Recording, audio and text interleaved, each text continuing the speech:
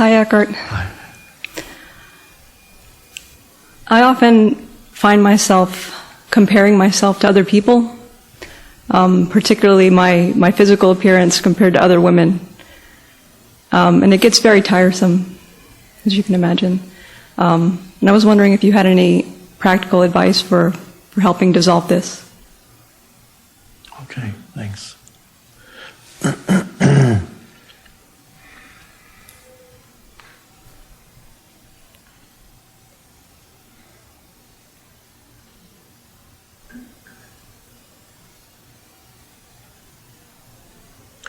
And I assume sometimes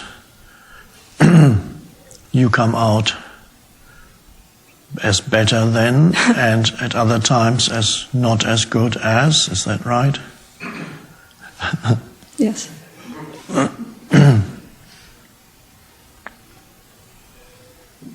And better than feels good, and not as good as doesn't. It all feels tiresome, to be honest. That's a good point to reach, to get tired of an old pattern like that. Then you're ready to let go.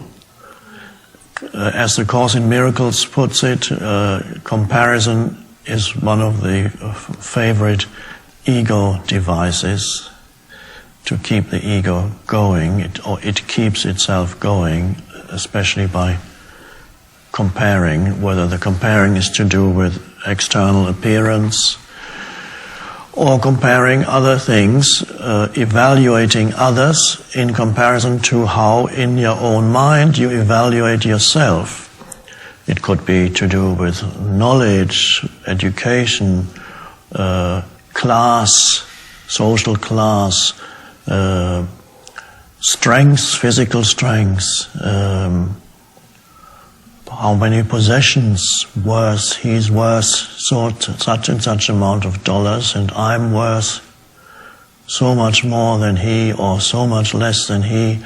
All kinds of things. Implied in that is a sense of a desire on the part of the ego to enhance its sense of worthiness, and if anybody has less than you, or appears less than you, or can do less than you in some somewhat nonsensical way, it seems to add something to your sense of self. Of course it doesn't make sense,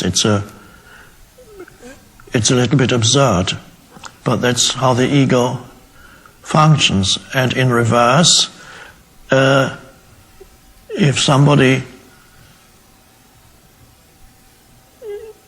it feels to the ego as if somebody has just achieved something, or that you haven't achieved. It feels to the ego as if something of its sense of self had been taken away. So it gets deflated and is not happy. If you're really trapped in ego, you are not happy when something good happens to somebody close to you. Because it feels to the ego as if it had become diminished, because somebody else has become enhanced their identity in the eyes of the ego. It's all, you can see when you explain it in this way so that you can actually see how it operates, then you realize that it is absurd to feel there's now less, you have become less because somebody else has received more of something or can do something that you can't do. And so you can see how unreal that sense of identity is. You feel diminished because something good has happened to somebody close to you. And in some cases, if the ego is very strong in you without any trace of awareness, you cannot even admit to yourself that you feel bad when something good has happened to somebody close to you. It's there as an unreal, witnessed emotion, and then it might come out in when you speak to that person with a desire to diminish what they now have that you don't have. And it's totally unconscious. With you, you are not totally unconscious. There's already an awareness in you that is aware of that pattern. If there were no awareness in you, you wouldn't be asking that question. You wouldn't be sitting here. You would be acting out that pattern. And next time somebody in your vicinity has just bought a new dress that looks absolutely stunning, you would look at it, if you were totally trapped in ego, you would look at it and something inside you would contract. But you wouldn't know that because there wouldn't be enough awareness for that. But that contraction as an energy field would then flow into your mind. And then words will come out of your mouth, again unconscious, to diminish the worthiness of that dress. And you might say, "Oh, that dress, that would look good on your sister."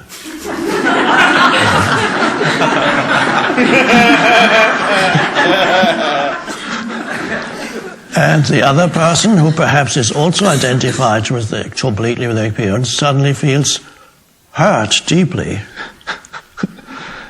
And in both cases, the famous saying applies: they know not what they do, which of course points to complete lack of awareness.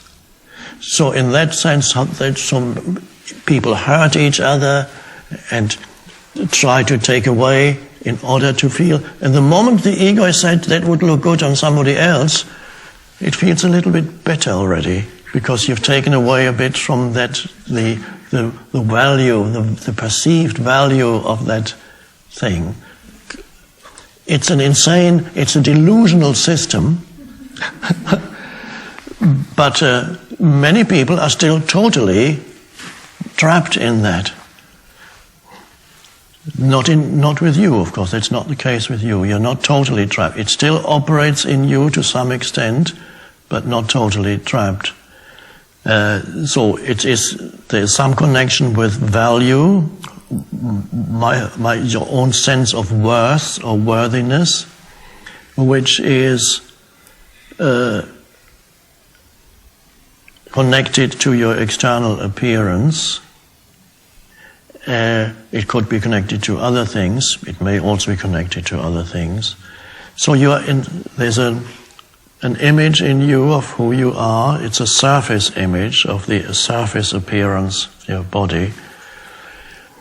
And the solution, of course, is very simple. It's to take your attention beyond the surface, where it usually is, the surface of your body, the surface of that which is on top of your body, the clothes. Take your attention deeper to the inherent energy field or aliveness or conscious presence that pervades who you are, the entire being. Nothing to do with the external, nothing to do with the shape of the body or what's on top of the body. And if you begin to go there, into that dimension, take your attention into that dimension where you are not the external form, but you sense the very essence of who you are, you sense the life that you are beyond the form, then you no longer need to identify with form. You're no longer then threatened when somebody else's form is seemingly better than yours. It no longer does anything to your sense of identity or your sense of worthiness. And then you're free. And you're free to admire somebody else's good looks. And you're free to be happy with the way you look for the time being, until years pass, and then perhaps the body doesn't look that great anymore. After a few more decades, you have a few decades to go, but they pass fairly quickly too. And the further you go, the more quickly they seem to pass. That's strange. And so the time comes when you notice a deterioration in the appearance, and then you begin to notice that most women around you actually look better than you, for the simple fact that they're younger. And you can appreciate the way they look because they are a manifestation of life.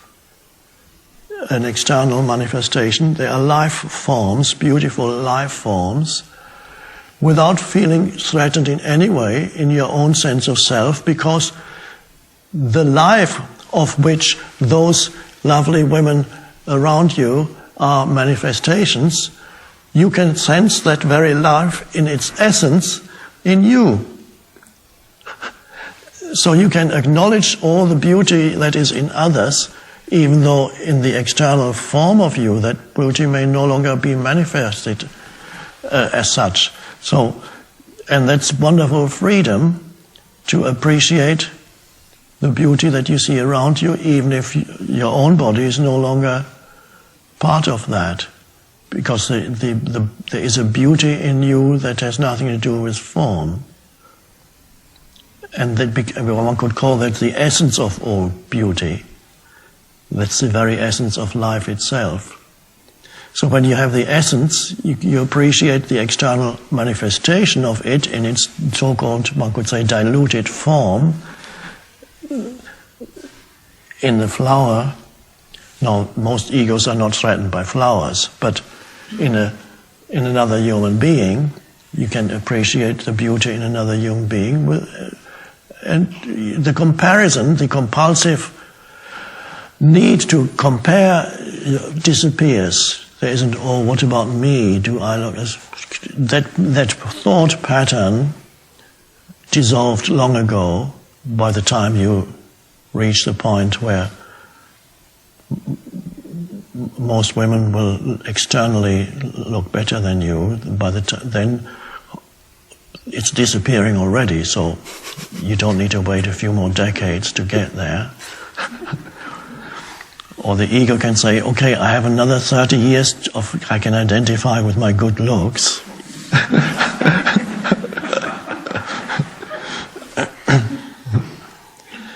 So the answer, of course, is then find the essence of who you are, which is what all this teaching is always about. Find the essence of who you are so that you get in touch with the inherent sense of beingness or aliveness or presence within you, which pervades the entire so-called physical body, but is not the physical body. And as I speak about it now, you should be able to feel that within you, the fact that there is an aliveness that pervades your entire being. Can you feel that? That is more essentially who you are than the external appearance of who you are. And that is going to be exactly the same in 30 years' time as it is now. So then you become free of form. You are essentially the consciousness behind it all. So know yourself as that life or consciousness, they're the same no thing. Know yourself as that, and you're free of the ego. The ego is there as a substitute. It's to seek yourself in some form. That's the delusion. And it creates an unhappy life. So it's a wonderful thing. It's also liberating to see the absurdity of the ego. Once you see how the patterns that I just described just now, you can see how mad it is to feel diminished when something good happens to somebody else. to feel enhanced when something bad happens to somebody else, and not even know it. So, let's see what happens next time. You can admire a beautiful female form without any comparison. In fact, feel more intensely the beauty that is within you when you see it out there. That's a wonderful thing. And the same thing happens with a beautiful object, whether it's a natural object or something that is man-made object. You can appreciate the beauty of whatever form, again here, without the ego need of owning it. Oh, I'd love to have that and keep it and make it mine. You can, for example, look into shop windows and occasionally, there's a lot of rubbish there, that's true, but occasionally you may see in some shop windows, you see actually beautiful human-made things. And you can appreciate the beauty for 30 seconds or 1 minute without feeling necessarily the need to go into the shop and say, how much is that? I want to have it. Because I will feel enhanced in my sense of self or aliveness if I have that object and add it to my life. Which doesn't mean that you never buy anything, and you might find yourself going into it and buying a lovely object, but not out of the need to have it, just simply appreciating its beauty. I wouldn't mind having that around for a while in my place and appreciating the beauty, so you can, but many times you will find it's enough to look and feel the recognition of beauty and you walk on. Now, this may not be good for the economy, but that can't be helped. It may not get us out of the recession if too many people go to the egoless state, but then that can't be helped. Then there will have to be changes in the economic structure of the world that we have created. That's inevitable. So we are not here to feed the old patterns, neither inner nor outer. Thank you.